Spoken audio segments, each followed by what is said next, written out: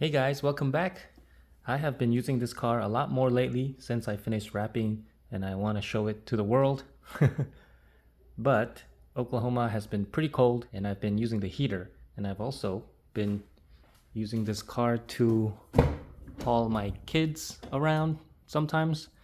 And I noticed, or I realized, that I have yet to replace the cabin filter. So today we're going to replace the cabin filter. And it can't just be a simple job. It's a SAAB, so it's pretty complicated. Alright, so first thing to do is to remove this cover right here. And usually there are these clips, but a lot of mine are missing or broken. So I think for me, I can just remove the cover like that. I think. There we go. Then, unbelievably enough, you need to remove the glove box. There's 4 torque screws in the bottom right here. So I'm going to first remove that.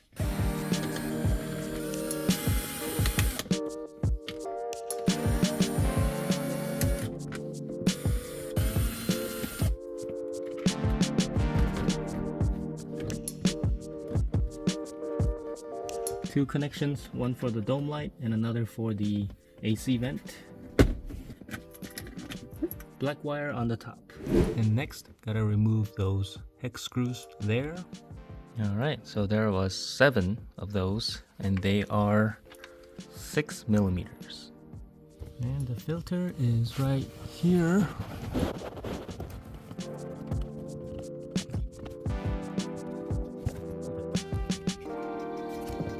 So it came out like this, and this part right here kind of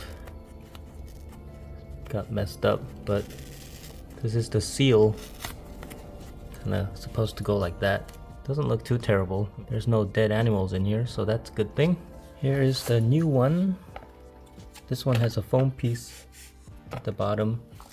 This one did at some point, probably fell off. The top one, I assume, goes like this or some kind of way. And here are the instructions. Very interesting how they wrote 2008 to 99. It's usually the other way around.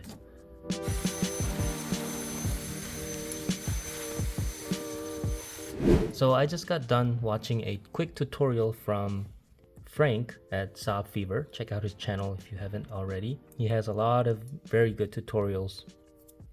So originally you want to put the double-sided tape on the bottom like this, and then stick it on to the top of the filter and slide it in. But it's almost impossible to do that because there's very little room. As you can see here, when I took this one out, it kind of got dragged and folded onto itself. So what Frank recommended doing is to not use the tape here and just put the foam in first, because there are 2 metal pipes up there. So stick this on there first, and then there should be enough friction or room to slide the filter in like that. Okay, so I did it off camera, but first you want to put that one up here first, the one closest to you, and then the one over there next. So next, when you put in the filter, hopefully it doesn't screw up the foam piece. So the filter is in.